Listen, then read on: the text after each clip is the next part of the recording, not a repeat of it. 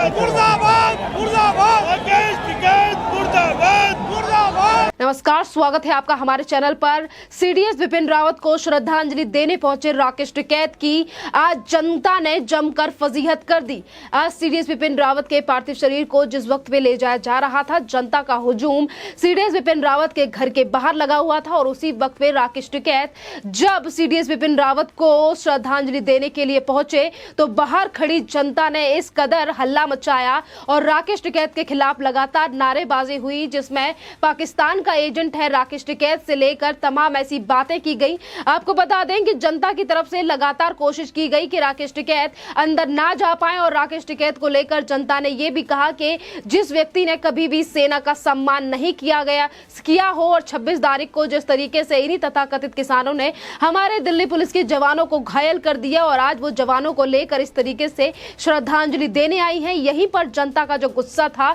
वो शांत नहीं हुआ। हम भी वहां पर मौजूद थे। लोगों का कहना था कि राकेश टिकैत कब से वीआईपी हो गया, राकेश टिकैत को अंदर नहीं देना चाहिए क्योंकि राकेश टिकैत ही वो इंसान है जो पाकिस्तान से लेकर खालिस्तानियों से बात करता है हमारे देश में अशांति फैलाने के लिए। और आज हमारे देश का इतना बड़ा क्षति हुई है, इतने बड़ा नुकसान हुआ है, तो उसमें राकेश टिकैत आखिरकार यहाँ पर क्यों पहुंचा है। राकेश टिकैत जैसे तैसे करके अंदर गए और जैसे ही बाहर आए फिर से लोगों का तांता वहां पर लगना शुरू हो गया। लगातार जो वहां पर भीड़ लगी हुई थी, लोगों ने जमकर राकेश टिकैत की फजीहत की, उनकी क्लास लगाई। नारेबाजी में राकेश टिकैत को गो बैक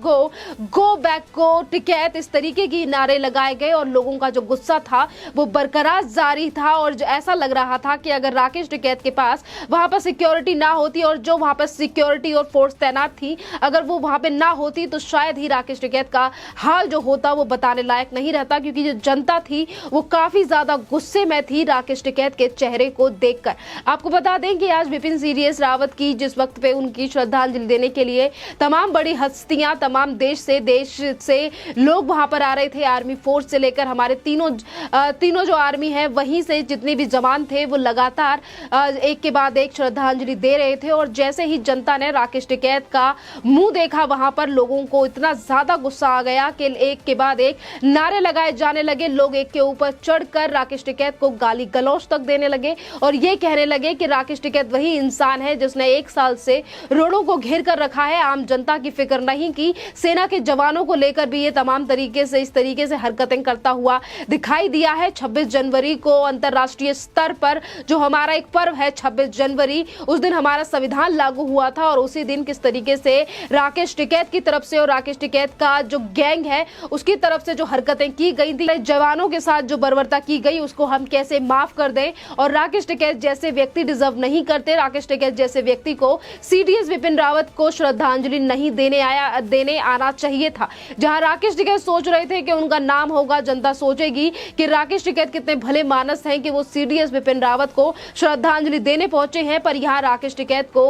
कुछ ज्यादा ही बेइज्जती झेलनी पड़ी क्योंकि जितना भी लोग वहां पर खड़े थे वो लगातार राकेश टिकैत को लेकर कोस ही रहे थे, राकेश टिकैत को लेकर लगातार नारे लगाए जा रहे थे। जब तक राकेश टिकैत वहां से नहीं चले गए वो नारे इसी तरीके से लगते रहे। लोगों का जो हुजूम था, उनका गुस्सा था, वो लगातार इसी तरीके से बरकरार था। काफी लोगों का तो ये भी कहना था कि हम सवेरे से 6 बजे से यहाँ पर श्रद्धांजलि देने के लिए सीडीएस विपिन रावत को खड़े हैं उनके बाहर, तो ये राकेश टिकैत कब से वीआईपी हो गया और ये कैसे अंदर जा रहा है। अलग अलग तरीके के लोगों के अलग अलग तरीके के बयान थे राकेश टिकैत को लेकर। कुछों का कहना था कि ये पाकिस्तान का एजेंट है, इसे अंदर नहीं जाने देना चाहिए, ना यही राकेश टिकैत ही है जो ना कभी देश के जवानों का सम्मान करता है, ना ही तो देश के जवान जिस तरीके से लगातार बॉर्डरों पर खड़े होकर हमारी सुरक्षा करते हैं, ना ही तो इस चीज को समझ सकता है। क्योंकि आपको बता दें कि लोगों का गुस्सा होना शायद इस बात से भी ज्यादा लाजमी है क्योंकि अभी जो राकेश टिकैत की वीडियो कॉन्फ्रेंसिंग लगातार लोगों की चर्चा में अब बयान में सामने आ रही है कि 2021 में ही 2022 नवंबर को राकेश टिकैत ने एमओ धलीवाल यानी कि पोएटिक जस्टिस के हेड से बात की, यानी कि जो कनाडा में रहकर खालिस्तानी गैंग चलाता है और लगातार खालिस्तानियों को फंडिंग करता है, खालिस्तानियों को ही बढ़ावा देता है और वो खुद भी एक खालिस्तानी है, यानी कि अहमद धलीवाल। दूसरी तरफ अगर बात करें यानी कि आईएसआई के एजेंट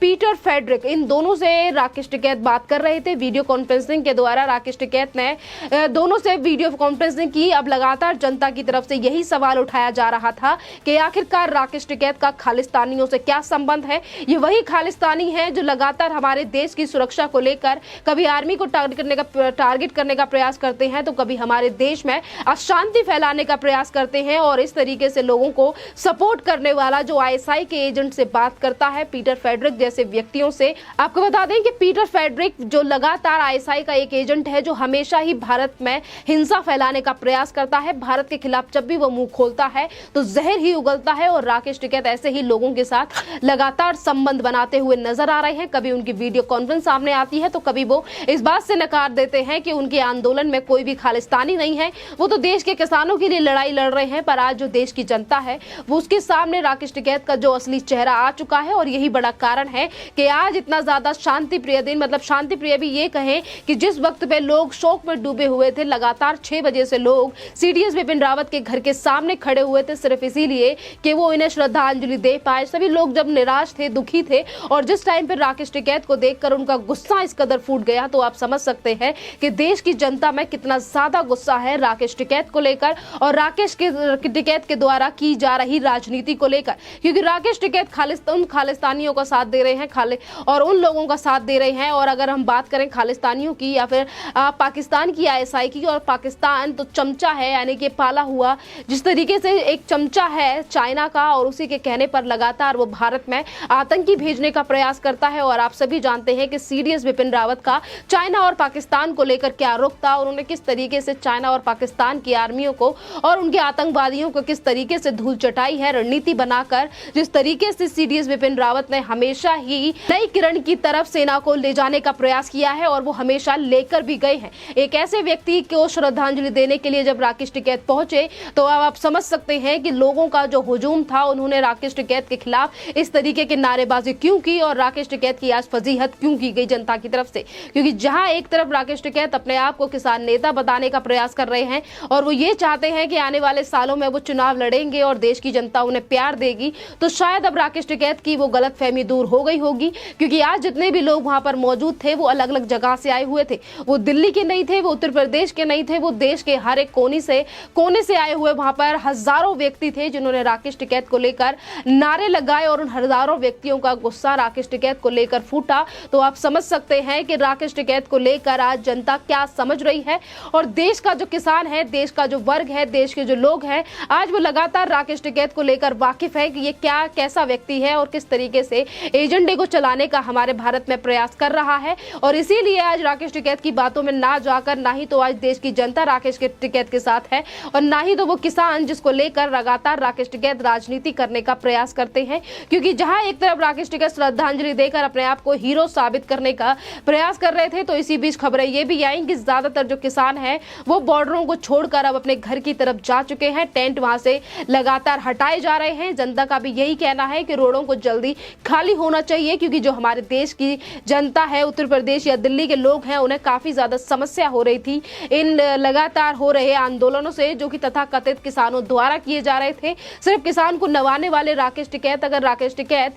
इस तरीके से बात कर रहे हैं कि वो सीडीएस बिपिन रावत को इसीलिए श्रद्धांजलि देने आए हैं कि वो सेना का सम्मान करते हैं, तो आज इस बात को लेकर जनता जान चुकी है। देश की जो जनता है वो अब जागरूक है और समझ रही है कि राकेश टिकैत किस तरीके के व्यक्ति हैं और कैसा उनका आचरण है, और वो आगे चल के सिर्फ और सिर्फ राजनीति करना चाहते हैं। किसानों के नाम पर राजनीति करने वाले नेताओं को अब इस बात से संदेश तो मिल ही गया होगा कि आखिरकार देश की जनता इतनी कोई पागल नहीं है जो आपकी बातों को ना समझे कि आप अहमद धलीवाल और पीटर फेडरिक जैसे व्यक्तियों से बात करें और खालिस्तानियों को द्वारा हमारे देश में अराजकता फैलाने का प्रयास करें, और फिर उसके बाद अगर आप अपनी अच्छी छवि बनाने का प्रयास करते हैं, शायद ही आप पर देश की जनता पर विश्वास करेगी। और यही बड़ा कारण है कि आज राकेश टिकैत की फजीहत हर जगह पर हो रही है। और यहीं पर आपको बता दें कि जहां एक तरफ राकेश टिकैत को लेकर आज जो जनता थी उसने हुजूम निकाला, वहीं दूसरी तरफ राकेश टिकैत को लेकर अब ये भी नारे लगाए जा रहे हैं कि राकेश टिकैत के इस आंदोलन को जल्द ही खत्म कर देना चाहिए, क्योंकि केंद्र सरकार की तरफ से सारी मांगे जो हैं वो इनकी मान ली गई हैं। और राकेश टिकैत जिस तरीके से आने वाले चुनावों को प्रभावित करना चाहते थे, जिस तरीके से वो हमेशा सिर्फ एक पार्टिकुलर पार्टी को लेकर राजनीति करते हैं, सिर्फ सेंटर में बैठी हुई बीजेपी की सरकार है वो उसे ही टारगेट करते हैं। और रही उत्तर प्रदेश की बात, तो वो लगातार उत्तर प्रदेश के किसानों को लेकर बात तो आगे रखते हैं, पर क्या हाल और राज्यों में है, चाहे फिर वो महाराष्ट्र हो, छत्तीसगढ़ हो, जहां पर कांग्रेस की सरकार है, वहां के किसानों के बारे में कभी जायजा लेने की बात राकेश टिकैत नहीं करते। और रही सेना की बात और राकेश टिकैत की बात, तो सेना और राकेश टिकैत का कोई आपस में संबंध है नहीं। और आज जनता ने उन्हें असली आईना दिखा दिया है कि राकेश टिकैत को कहां जाना चाहिए। और राकेश टिकैत की इस तरीके से, जैसे कि आज वो सीडीएस विपिन रावत को श्रद्धांजलि देने आए, बहरहाल उन्होंने श्रद्धांजलि दी भी, वो चले भी गए, पर जैसे ही राकेश टिकैत का चेहरा जो देखकर जनता का मूड जो खराब हुआ और लगातार जो राकेश टिकैत के खिलाफ नारेबाजी हुई, अब ये संदेश है उन सभी खालिस्तानी लोगों के लिए और उन खालिस्तानी प्रेमियों के लिए जो लगातार हमारे देश में अराजकता फैलाने का